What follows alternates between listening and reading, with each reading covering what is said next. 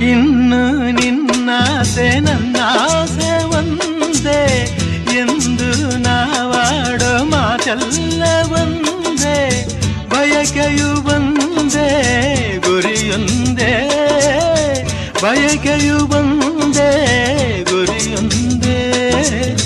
ನಿನ್ನ ಚೆಲುವಿಂದ ನಿನ್ನ ಒಲವಿಂದ ನನ್ನಲ್ಲಿ ತಂದೆ ಆನಂದ, ಈ ಸಂತೋಷ ಸೌಭಾಗ್ಯ ನಿನ್ನಿಂದ ಜೀವನದಾಗಿದೆ, ಬಾಬಜನಾಗಿದೆ.